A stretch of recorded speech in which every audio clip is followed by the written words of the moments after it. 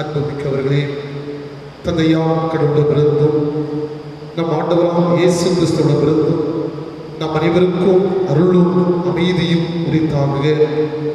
காணொளி மூலம் இந்த தொழுகையில் இணைந்திருக்கின்ற உங்கள் அனைவரையும் லட்சுமிபுரம் CSI ஆயிரமங்கல திருச்சபையின் சார்பில் உங்களை அன்புடன் வரவேற்றுக் கொள்கின்றோம்.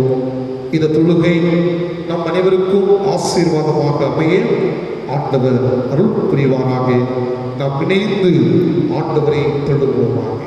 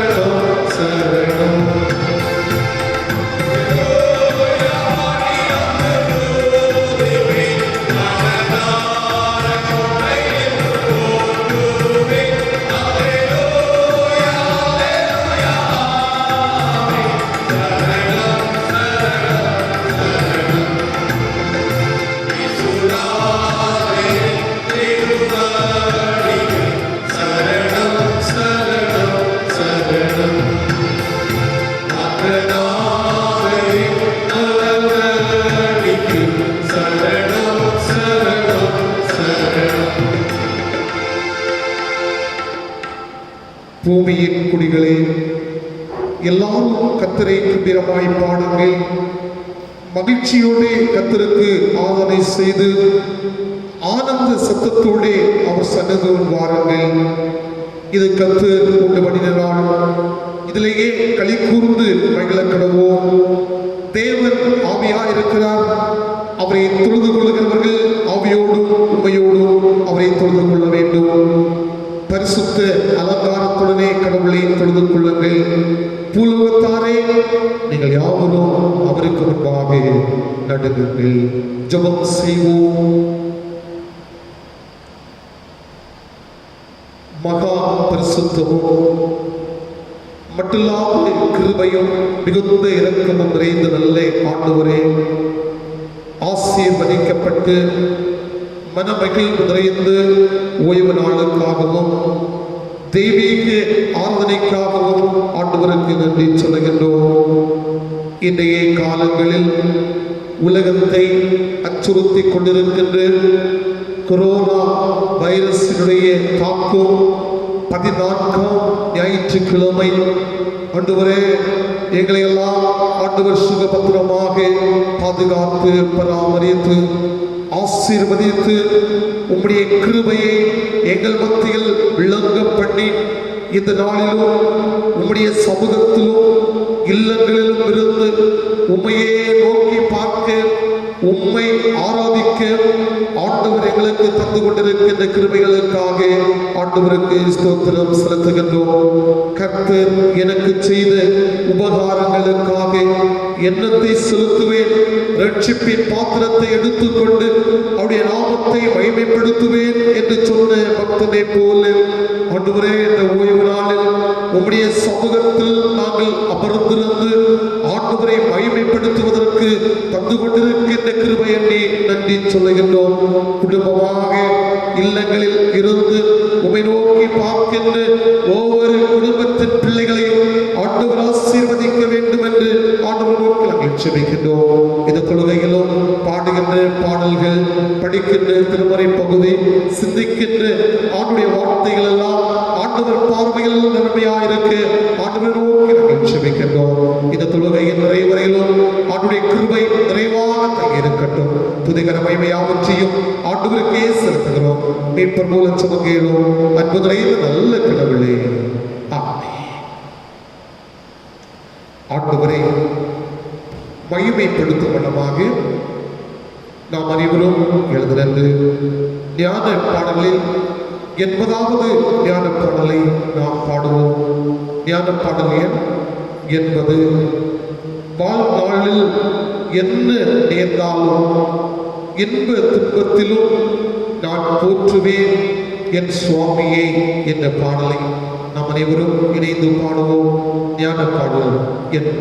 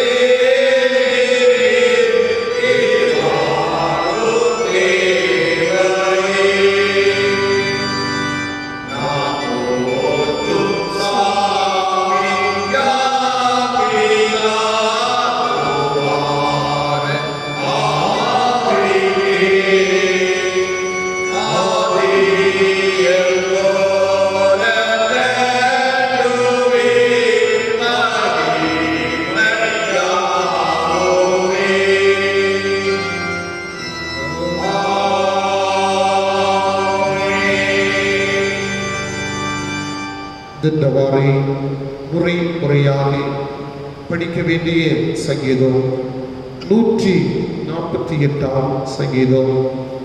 148ஆம் சங்கீதத்தை நாம் முறையாக படிப்போம். சங்கீதம் 148. அல்லேலூயா.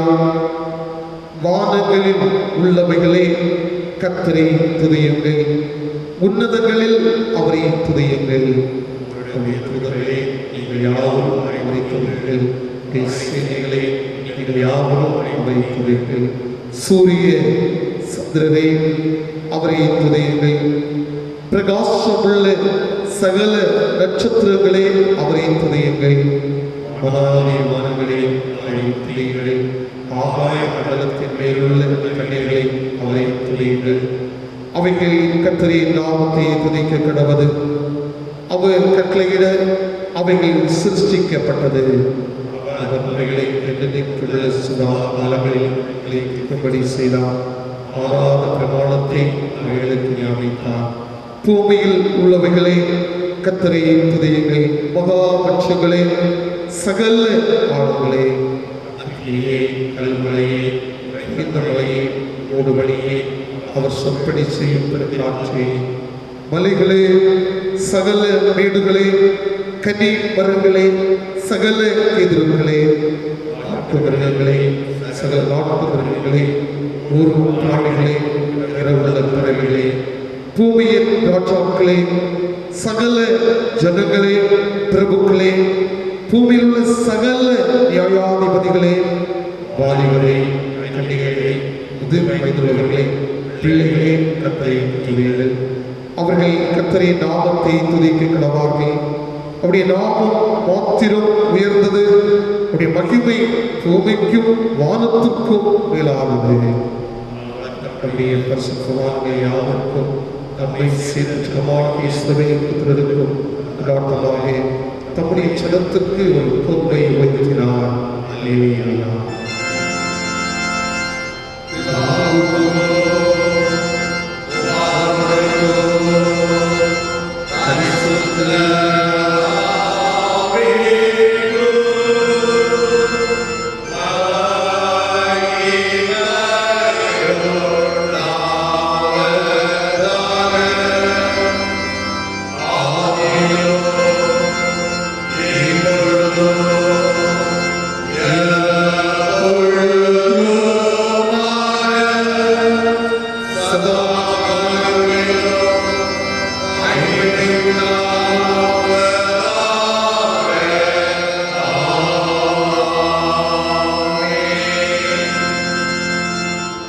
அனைவரும் முழங்கால் படியிட்டு நம்முடைய பாவங்களை நாம் அறிக்கை செய்வோம்.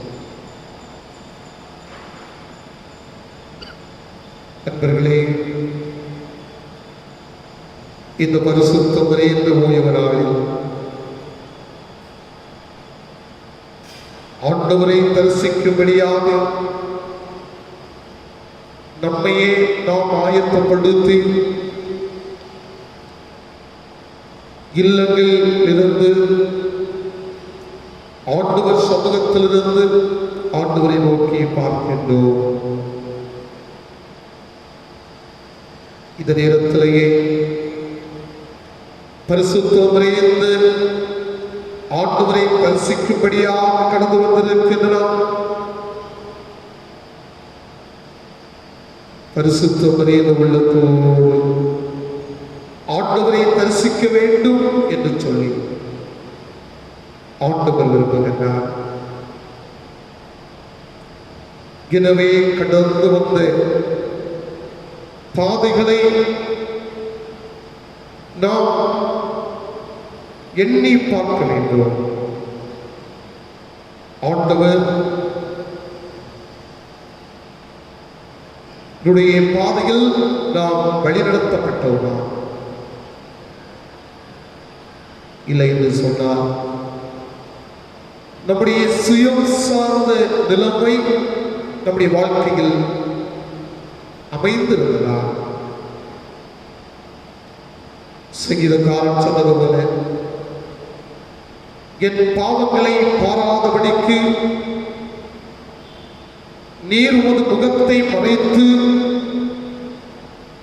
என் அக்கிரமங்களை எல்லாம் நீக்கி அருளும் என்று சொன்னார்.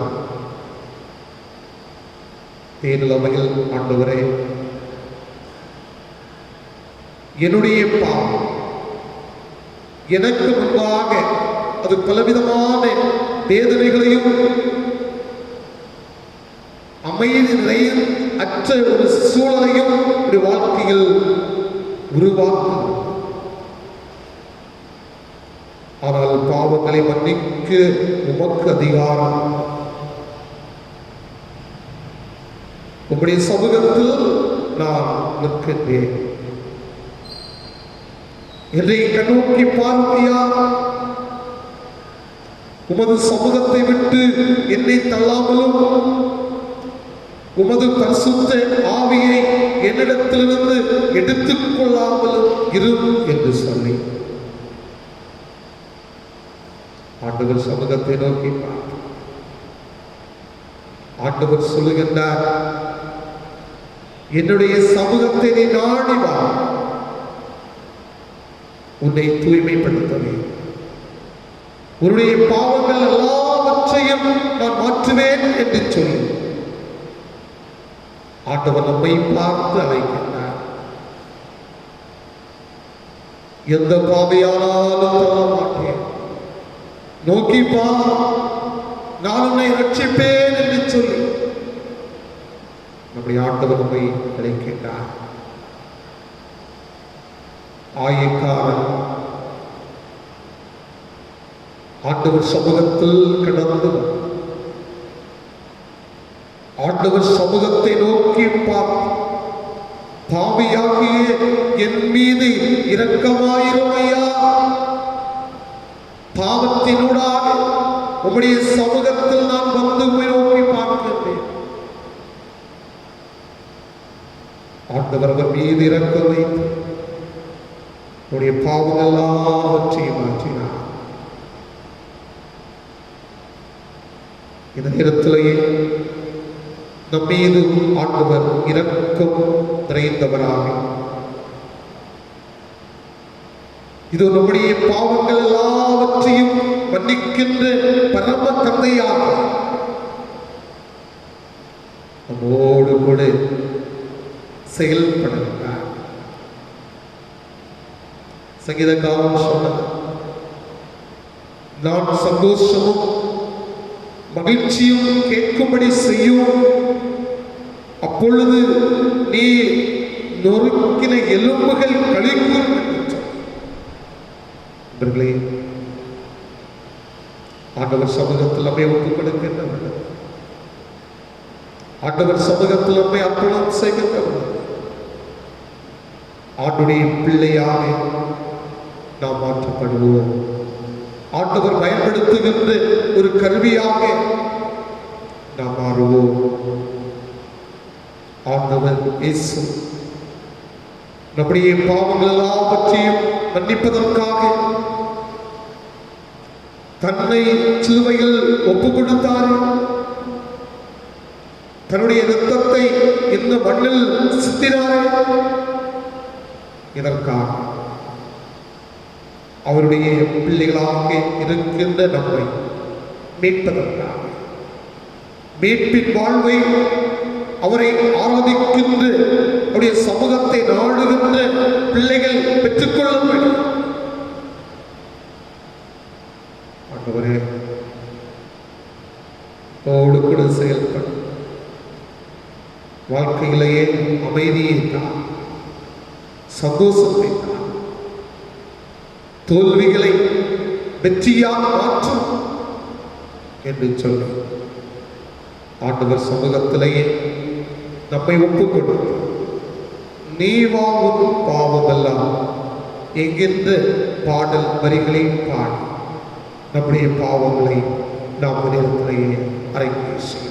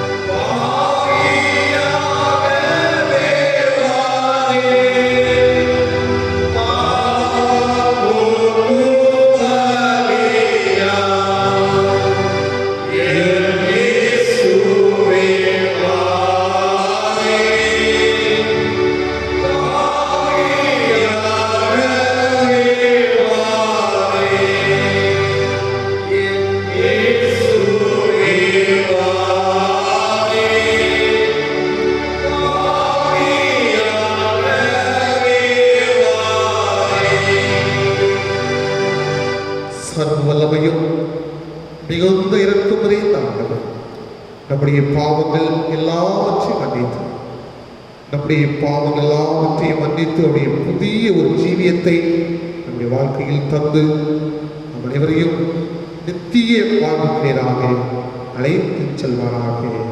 ஆமென். பாவங்களை அறிக்கை செய்த நாம் ஆண்டவருக்கு நன்றி செலுத்துவோம். நண்பர்களே, ஆண்டவர் நமக்கு அருளிய அருள் நிறைந்த வாழ்வை நினைத்து ஆண்டவருக்கு நாம் நன்றி செலுத்துவோம். நாம் வாழும்படி நமக்கு தந்திருக்கின்ற அழகிய இல்லம், வாழ்வு, இணைந்து வாழும்படி ஆண்டவர் நமக்கு தந்திருக்கின்ற வாழ்க்கை துணை, மகுடமாக ஆண்டவர் நமக்கு தந்த பிள்ளைகள், மருமக்கள், பேர பிள்ளைகள், வாழ்வின் ஊடாக ஆண்டவர் நமக்கு தந்திருக்கின்ற வாகனங்கள், நிலங்கள், சகோதர சகோதரிகள், இன்னும் வாழ்வில் தந்திருக்கிற அனைத்து ஆசீர்வாதங்களையும் இந்த நேரத்திலேயே நினைத்து ஆண்டவருக்கு நன்றி செலுத்துவோம். அர்த்தமுள்ள நமது வாழ்வை அர்த்தமுள்ளதாக்கிக் கொள்ள ஆண்டவர் நமக்கு தந்து கொண்டிருக்கின்ற பயிற்சிகளுக்காக ஆண்டவருக்கு நன்றி செலுத்துவோம்.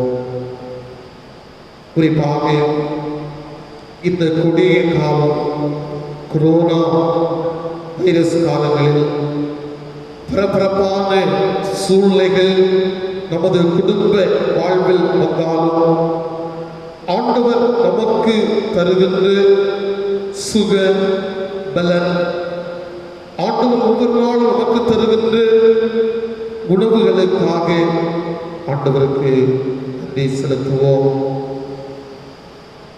அருள் பணியினை நாம் அறிந்து கொள்ளும் வாய்ப்பினை தந்து அந்த அருள் பணி மூலம் நாம் ஆண்டவரின் அடியவர்களாக மாறவும், ஆண்டவரின் அன்பை பெற்றுக்கொண்டு அருள் பணியாளர்களாக மாறவும் ஆண்டவர் நமக்கு கிருபை செய்தாரே. ஆண்டவருக்கு நன்றி செலுத்துவோம்.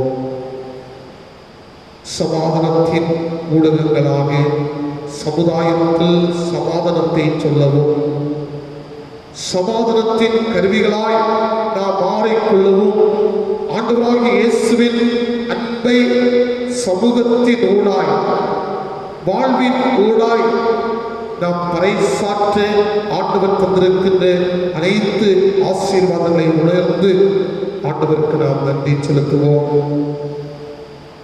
தனிப்பட்ட வாழ்வு, குடும்ப வாழ்வு, சமய சமூக திருச்சப வாழ்விலேயே ஆண்டவர் தந்து வருகின்ற அனைத்து நன்மைகளையும் நாம் நேரத்திலேயே நினைத்து பார்க்கிறோம். நண்பர்களே, 10 தொழு நோயாளிகள் சுகம் பெற்றார்கள். ஒரே ஒரு மட்டும் திரும்பி வந்து ஆண்டவருக்கு நன்றி சொன்னார். ஆண்டவர் கேட்டார், மற்ற 9 பேர் எங்கே? நண்பர்களே, அந்த 9 பேர் பட்டியலில் நாம் சேர்ந்து விடக்கூடாதபடி நம்முடைய வாழ்க்கையில் ஆண்டவர் அருளியிருக்கின்ற அனைத்து நன்மைகளையும் நினைத்து ஆண்டவருக்கு நாம் நன்றி செலுத்த கடமைப்பட்டிருக்கின்றோம். எனவே நன்றி செலுத்தும் வண்ணமாக கடந்த நாட்கள் காத்தீரே நன்றி ராஜா என்ற பாடல் வரிகளை பாடி ஆண்டவருக்கு நாம் நன்றி செலுத்துவோம்.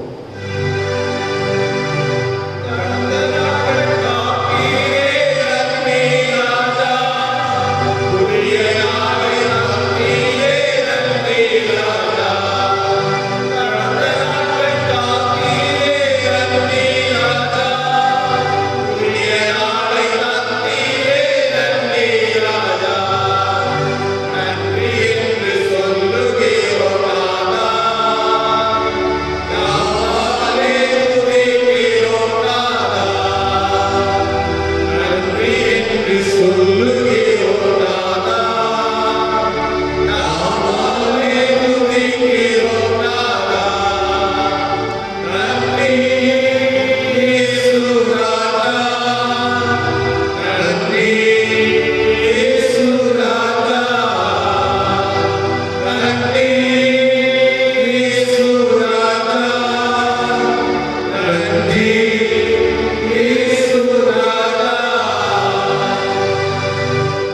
நன்றி செலுத்தினார்.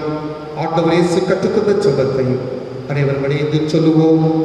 பரமண்டலத்தில் எங்கள் பிதாவே, இப்படி நாமம் பரிசுத்தப்படுவதாக, ராஜ்யம் வருவதாக, இப்படி சுத்தம் பரமண்டலத்தில் செய்யப்படுவது போல பூமியிலையும் செய்யப்படுவதாக. எங்களுக்கு வேண்டிய ஆவணத்தை அன்றென்று எங்களுக்கு தாரும். எங்களுக்கு விரோதமாய் குற்றம் செய்வதற்காக மன்னிக்கிறது போல எங்கள் பாவ குற்றங்கள் எங்களுக்கு மன்னியும். எங்களை சோதனைக்கு பிரவேசிக்கப்படாமல் தீமையிலிருந்து எங்களை ரட்சித்துக் கொள்ளும். ராஜ்யம் வல்லமையும் மகிமையும் என்று விடுமைகளே.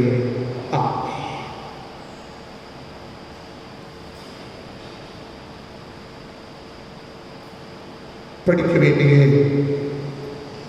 திருமறை பகுதி அப்போஸ்தலர் நடவடிக்கைகள் அதிகாரம் 10 வசனங்கள் 34 தொடங்கி அந்த அதிகாரம் அடங்கிய வசனங்கள். அப்போஸ்தலர் நடவடிக்கைகளின் புஸ்தகம் அதிகாரம் 10 வசனம் 34 தொடங்கி அந்த அதிகாரம் அடங்கிய வசனங்களை படிக்கின்றேன், கேளுங்கள். அப்பொழுது பேதுரு பேசத் தொடங்கி, தேவன் பட்சபாதம் உள்ளவரல்ல என்றும் எந்த ஜனத்தினால் ஆயினும் அவருக்கு பயந்திருந்து நீதியை செய்கிறவன் எவரோ அவனே அவருக்கு உகந்தவன் என்றும் நிச்சயமாய் அறிந்திருக்கிறேன். எல்லாருக்கும் கர்த்தராகிய இயேசு கிறிஸ்துவை கொண்டு அவர் சமாதானத்தை சுவிசேஷமாய் கூறி இஸ்ரவேல் புத்திரருக்கு அனுப்பின வார்த்தையை அறிந்திருக்கிறீர்களே. யோவான் ஞானஸ்நானத்தை குறித்து பிரசங்கித்த பின்பு கலிலேயா நாடு முதல் கொண்டு யூதேயா தேசமெங்கும் நடந்து சென்றது இதுவே. நஸ்ராகிய இயேசுவை தேவன் பரிசுத்த ஆவியினாலும் வல்லமையினாலும் அபிஷேகம் பண்ணினார்.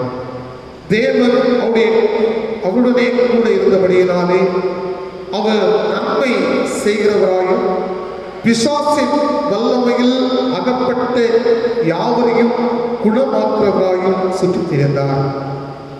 யூதருடைய தேசத்திலும் எருசலேமிலும் அவர் செய்தவைகளை எல்லாவற்றுக்கும் நாங்கள் சாட்சியாயிருக்கிறோம். அவரை மரத்திலேயே தூக்கி கொலை செய்தார்கள். 3ஆம் நாளிலே தேவன் அவரை எழுப்பி பிரதட்சமாய் காணும்படி செய்தார்.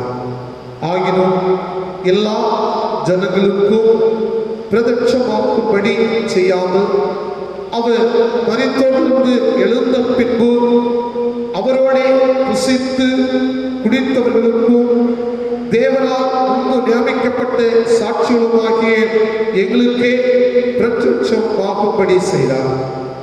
அன்றியும் அவரே உயிரோடு இருக்கிறவர்களுக்கும் மரித்தோருக்கும் தேவனாலே ஏற்படுத்தப்பட்ட நியாயாதிபதி என்று ஜனங்களுக்கு பிரசங்கிக்கவும் சாட்சியாக ஒப்புவிக்கவும் அவர் எங்களுக்கு கட்டளையிட்டார். அவரை விசுவாசிக்கிறவன் எவனோ அவன் அவருடைய நாமத்தினாலே பாவ மன்னிப்பை பெறுவான் என்று தீர்க்கதரிசிகள் எல்லாரும் அவரை குறித்தே சாட்சி கொடுக்கிறார்கள் என்றார். இந்த வார்த்தைகளை பேதுரு பேசிக் கொண்டிருக்கையில் வசனத்தை கேட்டவர்கள் யாவர் மேலும் பரிசுத்த ஆவியானவர் இறங்கினார். அவர்கள் பல பாஷைகளை பேசுகிறதையும் தேவனை புகழ்கிறதையும் பேதுருவோடு கூட வந்திருந்து விருத்த சேதனம் உள்ள விசுவாசிகள் கேட்கும்போது பரிசுத்த ஆவியின் வரும் புறஜாதிகள் மேலும் பொழிந்தருளப்பட்டதை குறித்து பிரமித்தார்கள். அப்பொழுது பேதுரு, நம்மை போல பரிசுத்த ஆவியை பெற்று இவர்களும் ஞானஸ்நானம் பெறாதபடிக்கு எவனாகிலும் தண்ணீரை விலக்கலாமா என்று சொல்லி கர்த்தருடைய நாமத்தினாலே அவர்களுக்கு ஞானஸ்நானம் கொடுக்கும்படி கட்டளையிட்டான். அப்பொழுது சில நாள் அங்கே தங்கும்படி அவனை வேண்டி கொண்டார்கள் என்பதை படிக்க வேண்டிய திருமறை பகுதி படித்து முடிந்தது. கிறிஸ்துவே உமக்கு புகழ்ச்சியை உண்டாகட்டும்.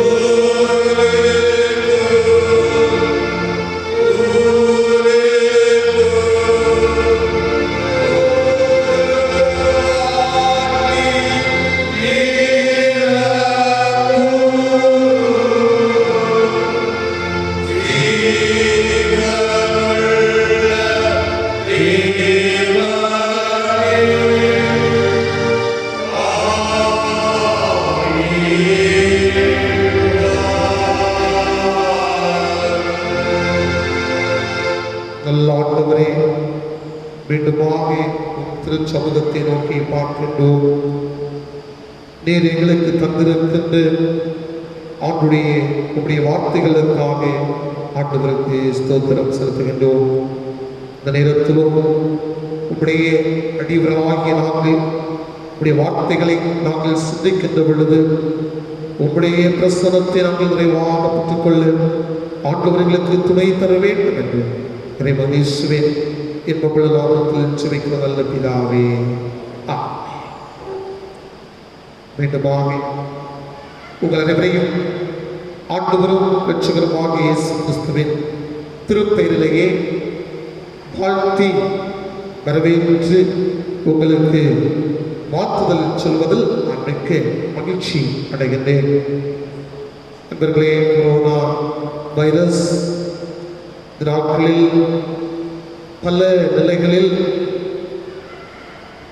மக்களை அச்சுறுத்தி கொண்டிருக்கின்ற இந்த காலகட்டத்தில் ஆண்டவர் கிருபையாக இரக்கமாக நம்மை கண்ணோக்கி பாதுகாத்துக் கொண்டிருக்கின்றார். தொடர்ந்து அவருடைய பாதுகாவலை நம்முடைய வாழ்க்கையில் நாம் பெற்றுக்கொள்வதற்கு ஒவ்வொரு நாளும் ஆண்டவர் சமூகத்தில் நம்மை ஒப்புக் கொடுப்பது நம்முடைய கடமையாக இருக்கிறது. இந்த நாளிலும் சற்று நேர சிந்தனைக்கு துணையாக தெரிந்த திருமறை பகுதி நாம் படிக்க கேட்டு அப்போஸ்தலர் 10ஆம் அதிகாரம் 35வது வசனத்தை நான் படிக்கின்றேன். கேளுங்கள். 35வது வசனம். எந்த ஜனத்திலாயினும் அவருக்கு பயந்திருந்து நீதியை செய்கிறவன் எவனோ அவனே அவருக்கு உகந்தவன் என்றும் நிச்சயமாய் அறிந்திருக்கிறேன் என்று சொல்லப்பட்டிருக்கிறதை நாம் பார்க்கப்படுகிறது. அன்பர்களே, இந்த பகுதியை நாம் படித்து பார்க்கின்ற பொழுது கொர்நேலியுவுடைய இல்லத்தில் பேதுரு பேசுகின்ற ஒரு சம்பவத்தை தான் இன்று திருமறை பகுதியாக நாம் படிக்க கேட்டோம்.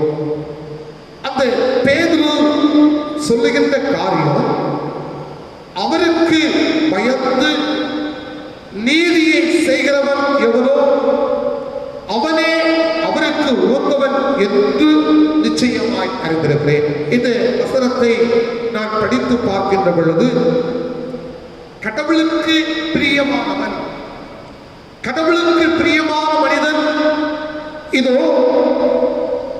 ஆண்டவருக்கு பயந்து ஆண்டவர் விரும்புகின்ற காரியத்தை செய்கின்ற மனிதன் ஆண்டவருக்கு பிரியமானவன் என்று சொல்லப்பட்டிருக்கிறதை இந்த பகுதியில் நாம் பார்க்கின்றோம்.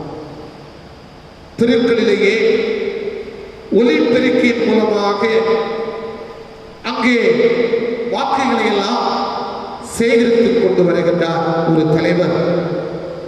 உங்கள் வீட்டு பிள்ளை கரைப்படா சரீரத்தின் சொந்தக்காரர் உன்னுடைய பொன்னான வாக்குகளை எல்லாம் எனக்கு தாருங்கள், இது உன்னுடைய காலில் விழுந்து நான் கேட்கிறேன் என்று சொல்லி பாருங்கள். வீட்டில் இருந்த ஒரு முதியவர் சிந்திக்கின்றார். இதோ பதவி வெறி பிடித்தவர்கள், சுயநலக்காரர்கள், கடந்த முறை நாங்கள் வாக்களித்தோம், அவருடைய வார்த்தைகளை நம்பி வாக்குகளை நாங்கள் கொடுத்தோம், ஆனால் அதை தொடர்ந்து அவர்கள் எங்களை பார்த்ததே கிடையாது, அவர்கள் சொன்ன வாக்குறுதிகளை நிறைவேற்றினதே கிடையாது. மீண்டுமாக இந்த தேர்தல் காலங்களில் மீண்டுமாக வந்து இதோ வாக்குகளை அங்கே வாக்குறுதிகளை சொல்லுகின்றார்கள். அன்புக்குரியவர்களே, நாம் படிக்க கேட்ட இந்த பகுதியிலேயே ஒரு தலைவன் நூற்றுக்கு அதிபதி தலைவன் அதிகாரம் படைத்தவன் கொர்நேலியு என்று சொல்லக்கூடிய மனிதர். ஆனால் அவருடைய வாழ்க்கையை நாம் படித்து பார்க்கின்ற பொழுது, திருமுறையை நாம் தெளிவாக அவருடைய வாழ்க்கையை குறித்து நாம் பார்க்கின்ற பொழுது, இதோ அவருடைய வாழ்க்கையிலேயே அவர் ஒரு நல்ல ஒரு பணியாளன், ஆதிக்கத்தை காட்டாமல் இருக்கின்றவன் என்று திருமுறையை படித்து பார்க்கின்ற பொழுது நம்மால் புரிந்து கொள்ள முடிகிறது.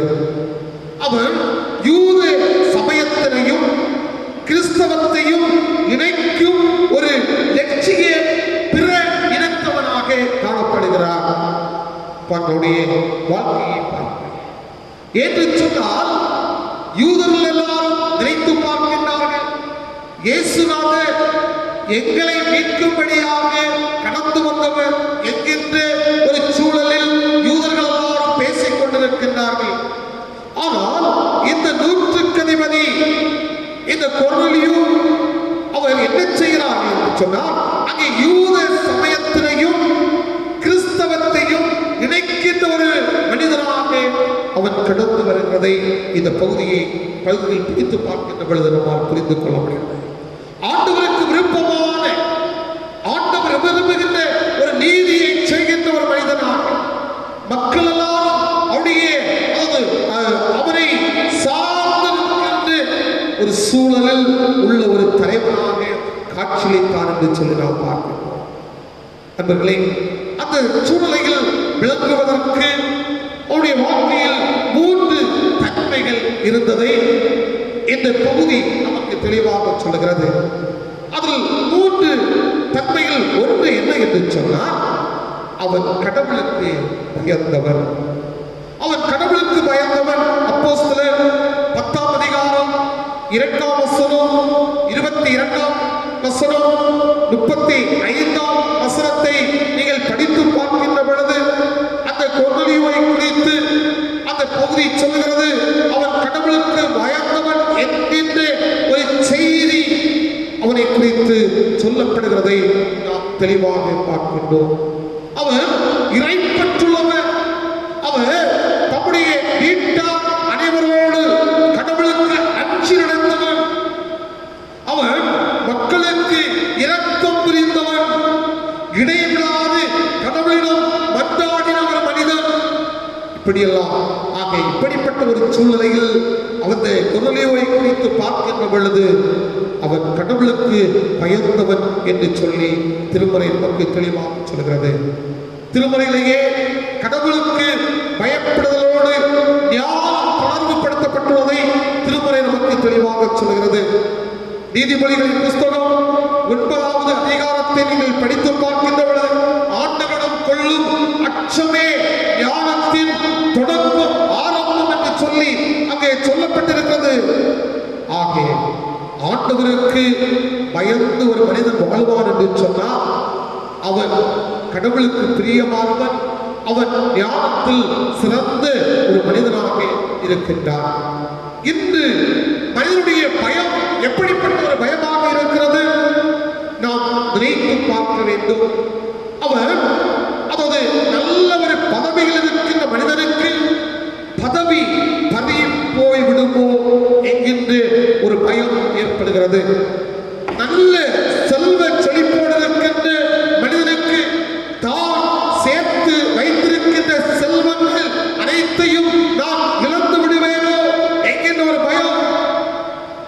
மட்டுமா, கௌரவத்தோடு வாழுகின்ற மனிதன் நான் இந்த கௌரவத்தை யாரேனும் சிதைத்து விடுவார்களோ என்கின்ற ஒரு பயத்தோடு வாழ்கின்றதை பார்க்க முடிகிறது. நோய் நொடியின்றி உடல் நலத்தோடு வாழ்கின்ற மனிதனுக்கு தன்னுடைய வாழ்க்கையில் ஏதோ விலகினம் வந்துவிடுமோ என்கின்ற ஒரு பயத்திலேயே மனிதன் வாழ்ந்து கொண்டிருக்கின்றான். தன்னுடைய அழகை பாதுகாத்துக் கொள்ளுகின்ற மனிதன் இதோ நான் வயது முதிர்ந்தவனானால் என்னுடைய அழகெல்லாம் போய்விடுமோ என்கின்ற ஒரு பயத்தோடு வாழ்ந்து கொண்டிருக்கிறதை நாம் பார்க்கின்றோம்.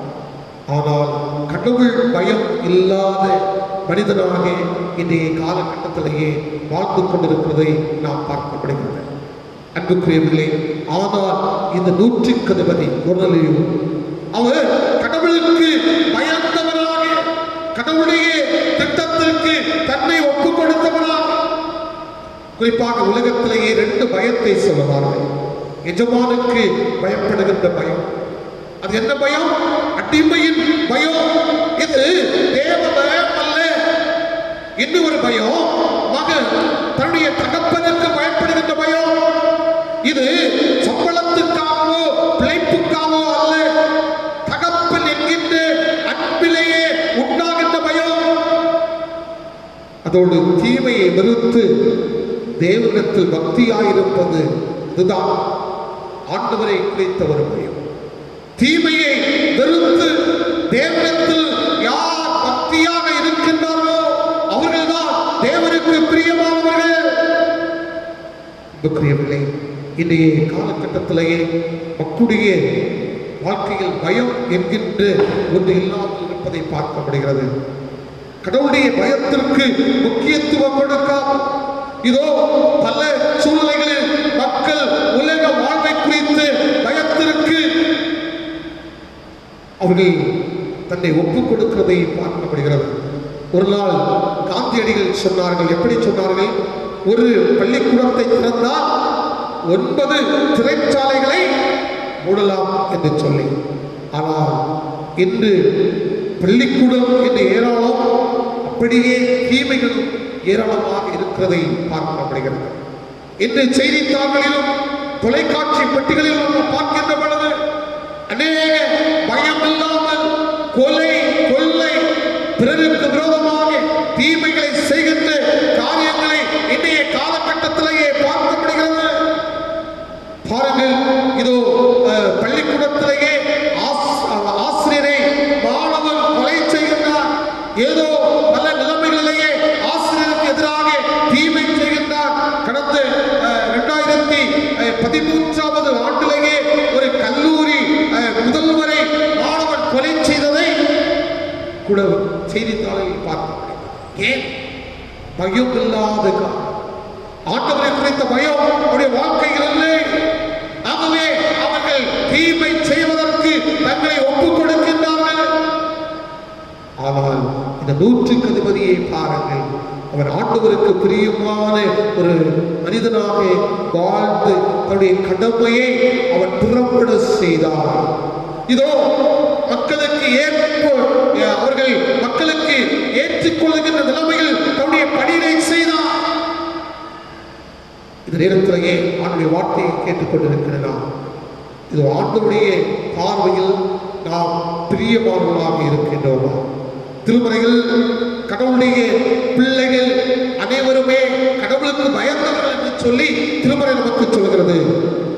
ஆகிய நோவாவை குறித்து நாம் பார்க்கின்ற பொழுது அவர் கடவுள் எச்சரிப்பை பெற்ற பொழுது கடவுள் பயம் உண்டானது என்று சொல்லி நாம் பார்க்கின்றோம். அது மட்டுமா, யோபு கடவுளுக்கு பயந்து இந்த உலகத்திலேயே ஆண்டவர் அவரோடு கூட இருந்தார். ஆண்டவரை ஆராதிக்கின்ற நாம் பயம் இருக்க வேண்டும். இன்று இந்த கொரோனா வைரஸ் மூலமாக உலகம் அச்சுறுத்தப்பட்டிருக்கிறது. ஆனாலும் கடவுளை குறித்த ஒரு பயம் இல்லை. இதோ எவ்வளவோ விஞ்ஞான ஆட்சிகள் வளர்ந்து கொண்டு போய்கொண்டிருக்கிறது. அநேக படித்தவர்கள் இருக்கின்றார்கள். ஆனால் இந்த வைரஸிலிருந்து நாம் நம்மை காப்பாற்றிக் கொள்வதற்கு நம்மால் முடியவில்லை. உலக நாடுகள் கூட பயந்து கொண்டிருக்கிறது. ஒவ்வொரு தலைவர்களும் என்ன செய்வது, ஏது செய்வது என்கின்ற ஒரு கேள்விக்குறியோடு வாழ்ந்து கொண்டிருக்கிற நாம் பார்க்க முடிகிறது. கடவுளுடைய பயம் இல்லை அன்புக்குரியவர்களே. ஆனால் இந்த நொரலியும் கடவுளுக்கு பயந்த ஒரு மனிதன். அவருடைய வாழ்வு எப்படி இருந்தது? ஒரு புறஜாதிக்காரர், அவர் ஒரு அரசு அதிகாரி. அவருக்கு கடவுள் கொடுத்த ஒரு சாட்சி என்று தன் வீட்டார் அனைவரோடும் கடவுளுக்கு பயந்தவருமாயிருந்தார். சொல்லுகின்றார் அன்புக்குரியவர்களே, இந்த நேரத்திலேயே ஆண்டவர் சமூகத்தை நோக்கி பார்க்கின்ற நம்முடைய வாழ்க்கை ஆண்டவருக்கு பயம் நிறைந்த வாழ்க்கை, குடும்பமாக ஆண்டவருக்கு பயத்தில் வாழ நாம் அழைக்கப்படுகின்றோம்.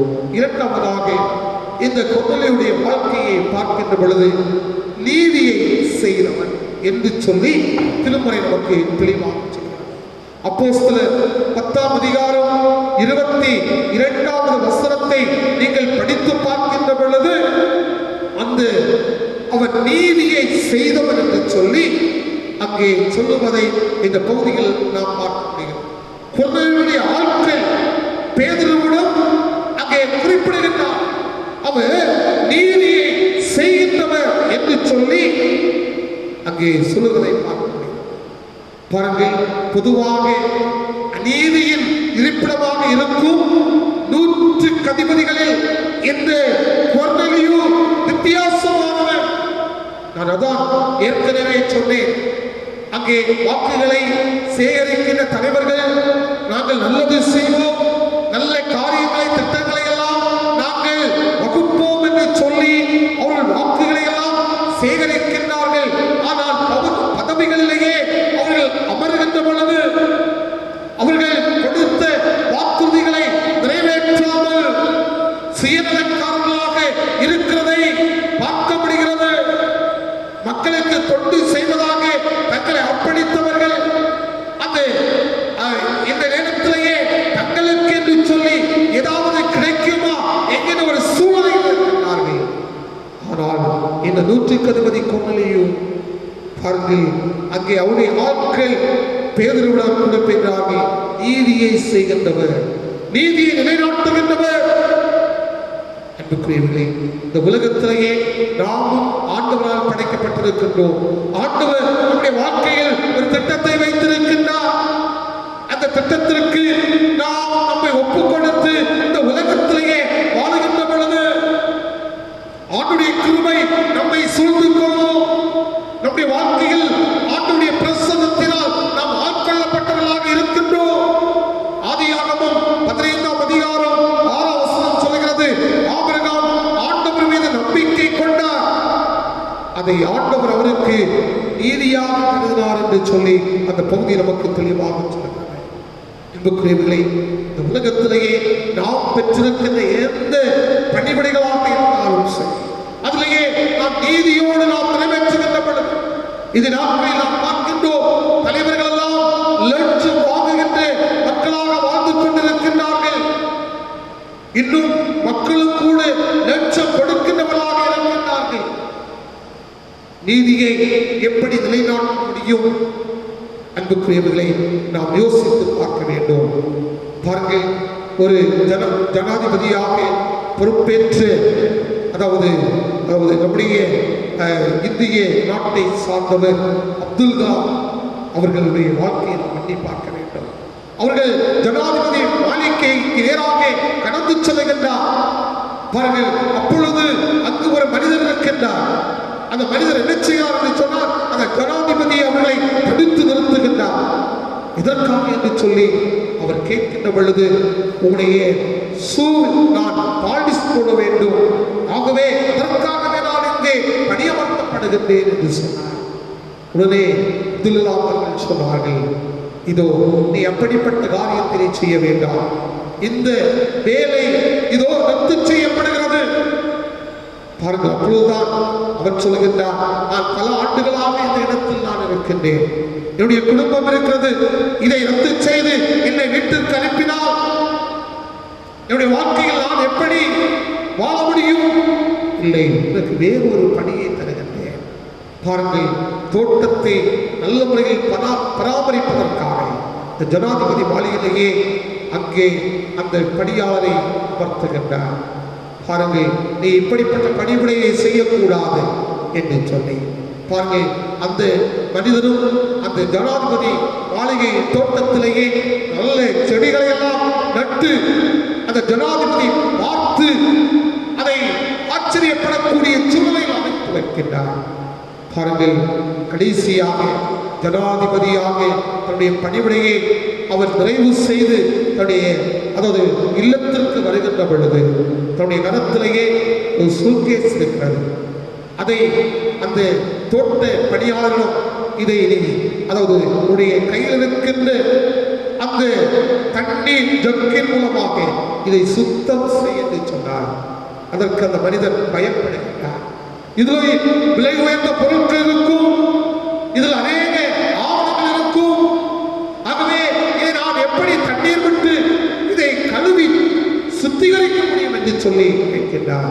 அவர் சொன்னார், இதில் ஒன்றுமே இல்லை, இது வெறுமையான ஒரு அதாவது சூட்கேஸ் தான்.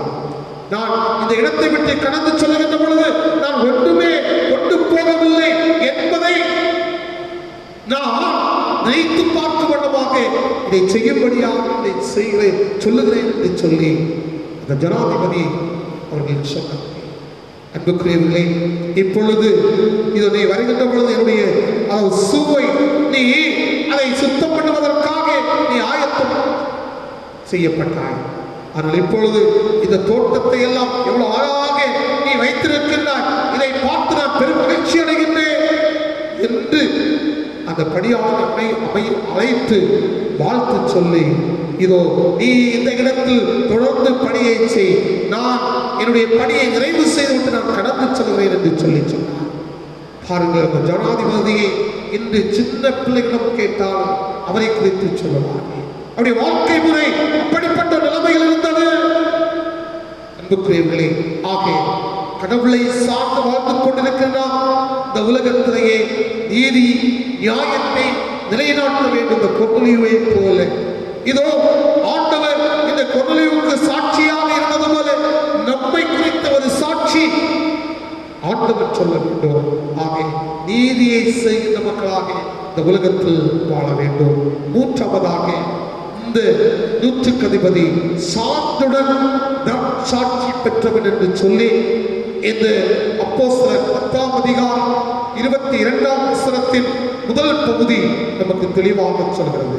சான்றுடன் பாருங்கள், அந்த 22ஆம் வசனத்தின் முதல் பகுதி, அதற்கு அவர்கள் நீதிமானும் தேவனுக்கு பயப்படுகிறவனும் யூத ஜனங்கள் எல்லாராலும் நற்சாட்சி பெற்றவர் சொல்லப்பட்டிருக்கிறதை நாம் பார்க்கின்றோம். பாருங்கள், சுருக்கமாக நாம் கூறினால் இந்த கொர்நேலியுவின் நீதிக்கு எதுவும் தடையாய் முடிவாய் இருந்ததில்லை என்று சொல்லி நாம் பார்க்கின்றோம். இன்னும் அதிகாரம் பலம் இவற்றுக்கு அப்பால் அவருடைய செயல்கள் என்று மக்கள் சான்று பகர்ந்தார்கள் என்று சொல்லி நாம் பார்க்கின்றோம். அன்புக்குரியவர்களே, இந்த நேரத்திலேயே நம்மை குறித்த சாட்சிகள் எப்படிப்பட்டதாக இருக்கிறது? நம்மை குறித்த சாட்சிகள் எப்படிப்பட்டதாக இருக்கிறது? சில குடும்பத்தில் சில பிள்ளைகள் தன்னுடைய பெற்றோரை குறித்து சொல்லுவார்கள், என்னுடைய பெற்றோரா அவர்கள் எனக்கு முன்மாதிரியாக விளங்க வேண்டியவர்கள், இதோ எனக்கு பின்மாதிரியாக இருக்கின்றார்கள், எனக்கு பல சூழ்நிலைகளிலேயே பின்னால் இருக்கின்றார்கள். சில பெற்றோர்கள் சொல்லுவார்கள், இதோ என்னுடைய பிள்ளைகளை நான் சின்ன பருவத்திலிருந்தே ஒழுக்கமாக வளர்த்தேன், அது சீரும் சிறப்புமாக இருக்க வேண்டும் என்று நான் வளர்த்தேன். ஆனால் என்னுடைய பிள்ளை இந்த நாட்களிலேயே அவர் தவறான பாதைக்கு நேராக அவர் கடந்து சென்று விட்டார். அவர் தவறான வழிக்கு நேராக அவர் கடந்து சென்றதினால் அவரை அந்த வழியிலிருந்து என்னால் திருப்ப முடியவில்லை என்று வருத்தப்படுவதை நாம் பார்க்க முடிகிறது. பாருங்கள், பிள்ளைகளை குறித்து பிறர் கூட நம்மிடம் பெற்றோரிடம் சொல்வார்கள், உடைய பிள்ளையா இதோ இப்படிப்பட்ட ஒரு தவறை செய்கிறது, தவறான நண்பர்களோடு பழகிறது, இதோ தவறான வழியை அந்த பிள்ளை தன்னுடைய கையில் எடுத்து விட்டது என்று சொல்லுகின்ற பொழுது பெற்றோருடைய உள்ளம் எப்படி இருக்கும்?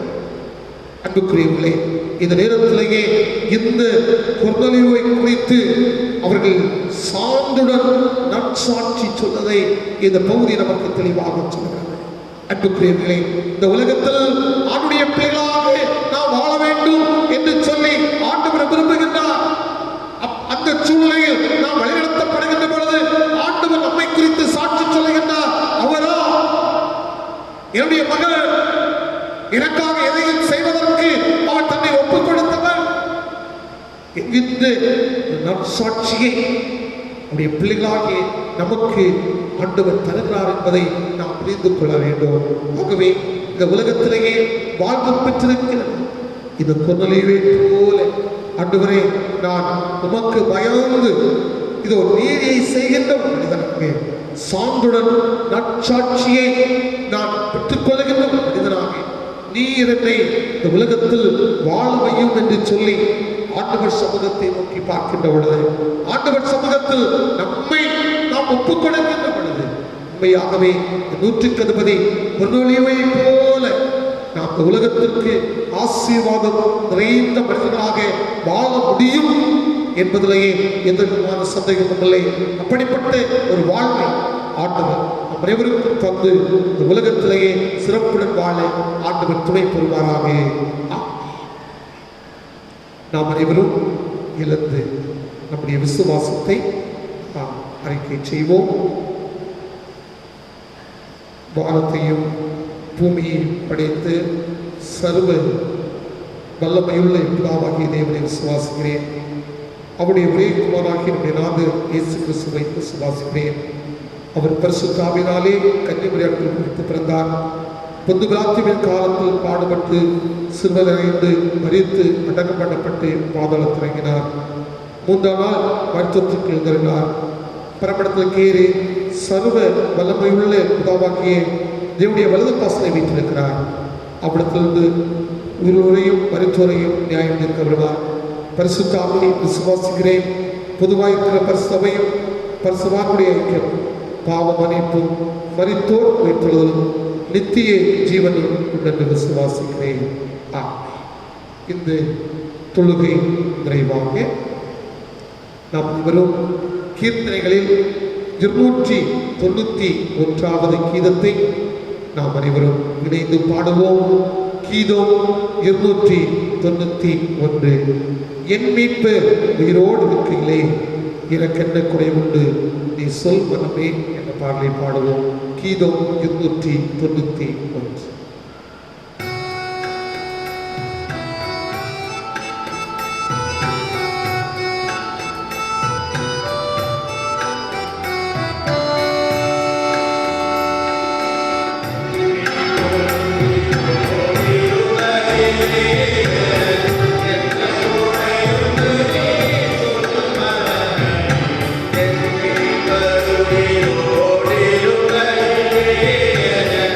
Thank you.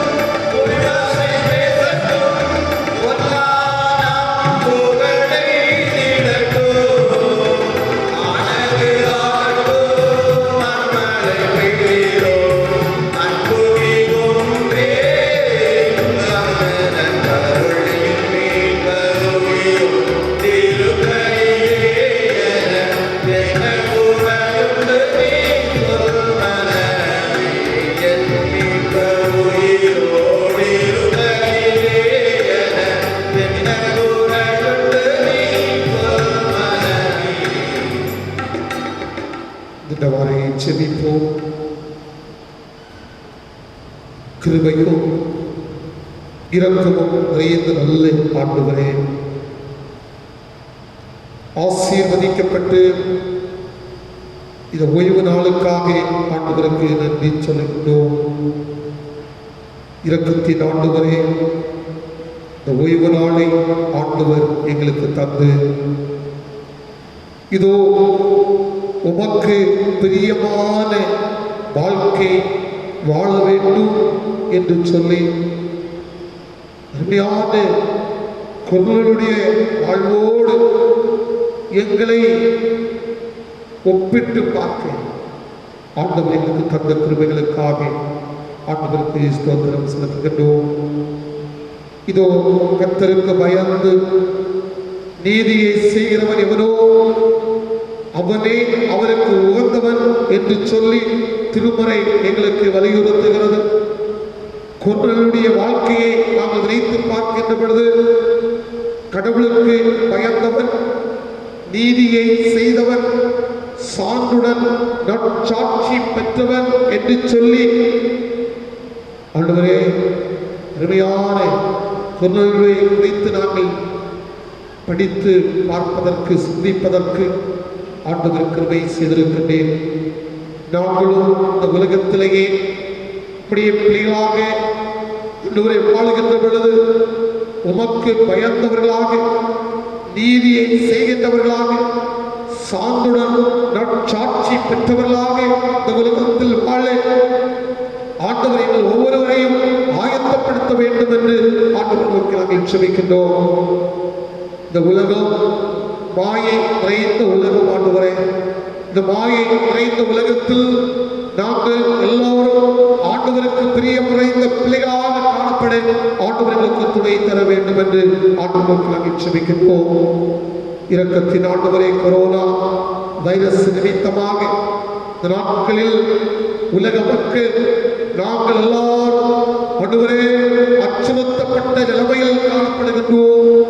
இந்த உலகம் இப்படிப்பட்ட ஒரு நிலைமையில் போய்கொண்டிருந்தால் என்ன என்கின்ற ஒரு கேள்விக்குறி எங்கள் அனைவருடைய வாழ்க்கையிலும் எழுந்தருளி இருக்கிறதை ஆண்டவர் அறிகின்றேன்.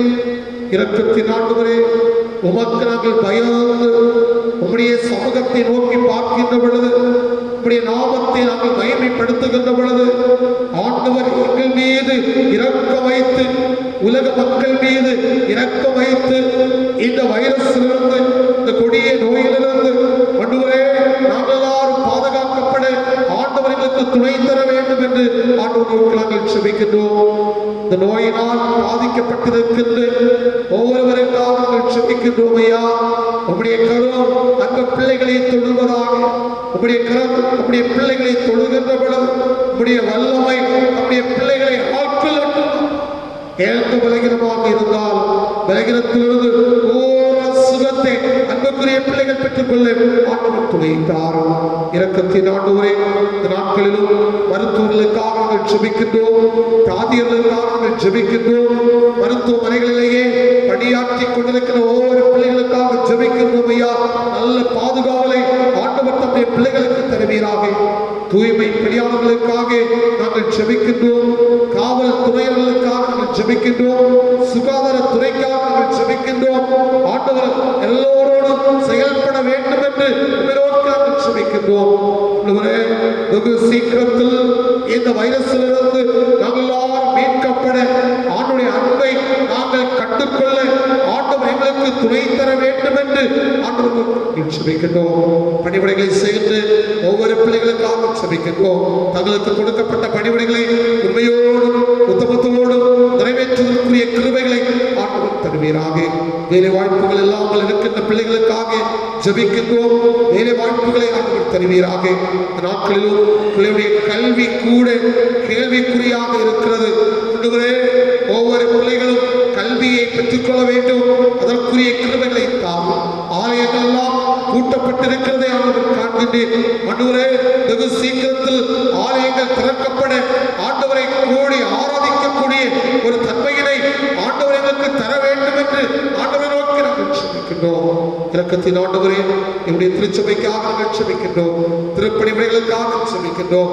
விசேஷமாக ஆயர் இல்லம் வாங்குவதற்காக நாங்கள் பல முயற்சிகளை மேற்கொள்ளுகின்றோம். ஆண்டவரே, இதற்காக மக்கள் நன்கொடைகளை காணிக்கைகளை தந்து உதவ வெகு சீக்கிரத்தில் ஆண்டவரே அந்த இல்லத்தை ஆயர் இல்லமாக நாங்கள் பெற்றுக்கொள்வதற்குரிய கிருபைகளை ஆண்டவர்களுக்கு தருவீராக.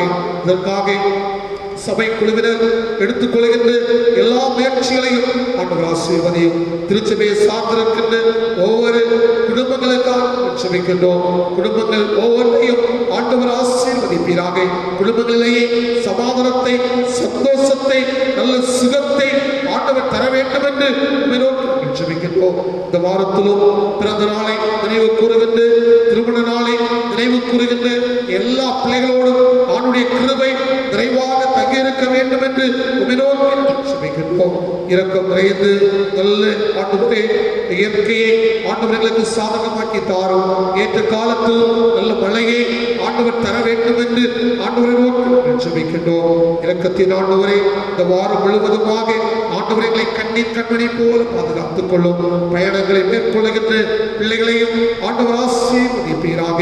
ஆண்டவரை இன்னும் தன்னுடைய குடும்பத்திற்காக நம்முடைய பிள்ளைகள் எடுத்துக்கொள்கிற அனைத்து முயற்சிகளையும் ஆண்டவர் ஆய்வு பண்ண வேண்டும் என்று செபிக்கின்றோம். ஜீவன் சுகபலனையாவும் ஆண்டவர் பார்வையில் அருமையாக இருக்க வேண்டும் என்று செபிக்கின்றோம். எங்களை தாழ்த்தி ஆண்டவர் சமூகத்திலேயே அர்ப்பணம் செய்கின்றோம். துதிகர மகிமையாவற்றையும் ஆண்டவருக்கே செலுத்துகிறோம். மீட்பர் ஜெபங்களும் அன்புதலே நல்ல கடவுளே, ஆமென்.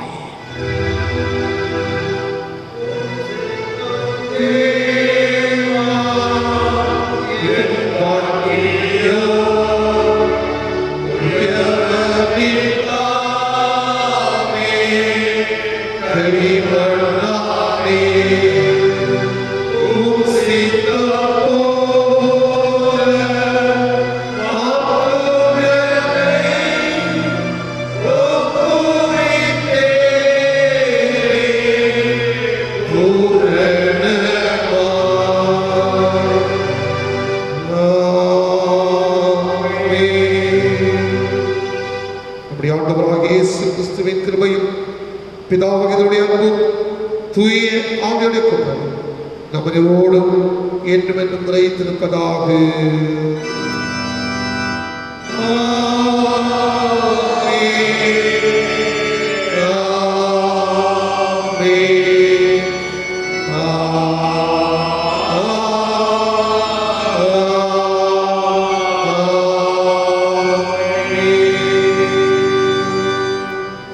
ஆண்டவர்களோடு இருப்பாராக. சமாதானத்தோடே சென்று வாருங்கள்.